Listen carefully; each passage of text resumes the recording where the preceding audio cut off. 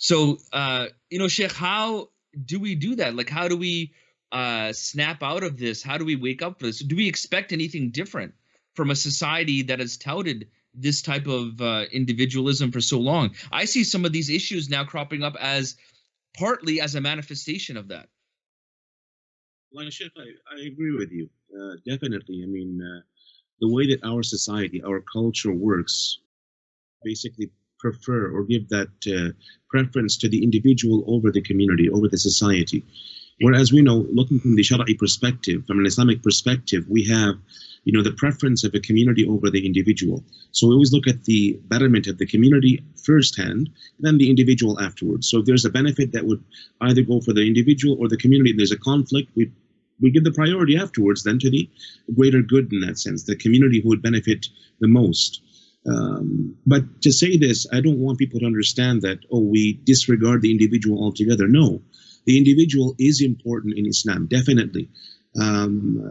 We find the Prophet ﷺ putting such emphasis on building character, building the person, making himself reliant, making the person independent in a sense that, they can practice their deen without the need of others to oversee what they're doing. So that independence, that self-reliance we have within the folds of Islam, but at the same time, there's a very interwoven approach to the community and the individual, whereby they come together in a form of participation and cooperation. So one is not neglected entirely in that sense on account of the other. So the community, that, like we said, is the priority, but we are not neglect the individual as some may perceive, he's worthless, forget it, his life is not worth saving. No.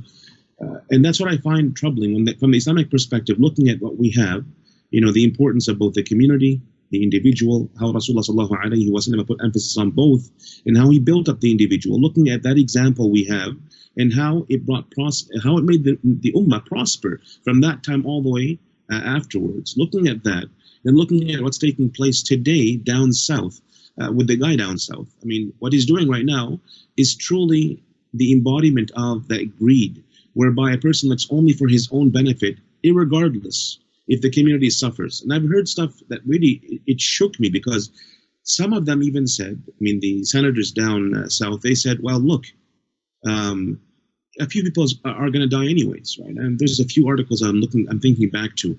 A few people are going to die. I remember reading that. So what does that tell you? That means, who cares about the individual lives that may be lost? In the end, the majority of us will survive. Those few unfortunate souls who've died, well, that's their tough luck. We don't look at it like that in Islam. We would, do our best to protect the individual, even if it means that as a whole, an economy may suffer. We're not going to give priority to someone's wealth and money over the individual lives that may be saved. And we have, in the words of Allah subhanahu wa ta'ala, وَمَنْ أَحْيَاهَا فَكَأَنَّمَا أَحْيَا النَّاسَ جَمِيعًا. That whoever, protects or makes or allows a life to live, or allows someone to basically survive from whatever it is that they may be going through, it's as though he would have revived all of mankind. This same quote from the Quran was put in Denmark, I believe, in a bus stop, whereby they're all working together to save the lives of individuals, and they put that quote from the Quran in that bus stop where people can read it and see it. And it was written, actually, the Quran, the quote, and in English, subhanAllah. Do I feel that the New York police are providing enough protection, or do I have to have protection of my own? I look for protection from Allah.